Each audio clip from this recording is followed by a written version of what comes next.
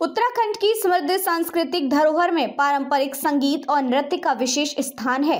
हाल के समय में राज्य के निवासी अपनी बारातों में पारंपरिक वाद्य यंत्रों की धुनों को पुनर्जीवित कर रहे हैं, जिससे जोड़ा नृत्य जैसी परंपराएं फिर से जीवंत हो रही हैं। पारंपरिक वाद्य यंत्रों की वापसी। वर्तमान में उत्तराखंड में शादियों के दौरान पारंपरिक वाद्य यंत्रों का उपयोग बढ़ रहा है। ढोल, दमाऊ, रणसिंघा, तुरई और मशकबीन जैसे वाद्य यंत्रों की धुनें बारातों में गूंजने लगी हैं। ये वाद्य यंत्र न केवल संगीत प्रदान करते हैं बल्कि सांस्कृतिक पहचान और परंपरा का प्रतीक भी हैं। जोड़ा नृत्य की महत्ता।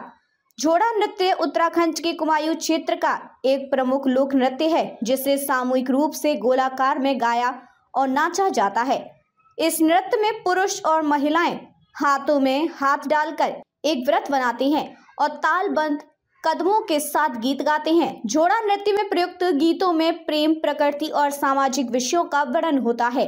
वेशभूषा और प्रस्तुति। जोड़ा नृत्य के दौरान प्रतिभागी पारंपरिक परिधानों में सुसज्जित होते हैं। महिलाएं घाघरा, चोली और आभूषण पहनती हैं, जबकि पुरुष धोती, कुर्ता और सिर पर पारंपरिक टोपी धारण करते हैं। इन परिधानों के रंग और डिजाइन स्थानीय संस्कृति और परंपरा को दर्शाते हैं। सांस्कृतिक पुनर्जागरण। आधुनिकता के प्रभाव के बावजूद उत्तराखंड के लोग अपनी सांस्कृतिक जड़ों से जुड़े रहने के लिए पारंपरिक संगीत और नृत्य को पुनर्जीवित कर रही हैं। शादियों में पारंपरिक वाद्य यंत्रों का उपयोग और जोड़ा नृत्य का आयोजन इस दिशा में एक महत्वपूर्ण कदम है। यह न केवल सांस्कृतिक धरोहर के संरक्षण में सहायक है, बल्कि नई पीढ़ी को अपनी परंपराओं से अवगत कराने में भी महत्वपूर्ण भूमिका निभाता है। उत्तराखंड की सांस्कृतिक विविधता और समृद्धि उसके पारंपरिक संगीत और नृत्य में स्पष्ट रूप से दिखाई देती है। बारातों में पारंपरिक वाद्य यंत्रों की वापसी और जोड़ा नृत्य का बढ़ता प्रचलन इस बात का प्रमाण है कि राज्य के लोग अपनी सांस्कृतिक धरोहर को संजोए रखने के लिए प्रतिबद्ध हैं।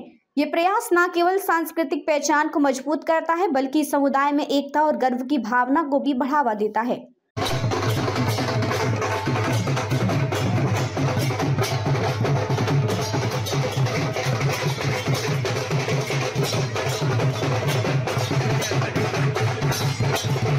अब तक के लिए बस इतना ही। फिर होगी आपसे मुलाकात ऐसी एक और बड़ी खबर के साथ। तब तक के लिए नमस्कार और देखते रहिए मेरा हक मेरा देश।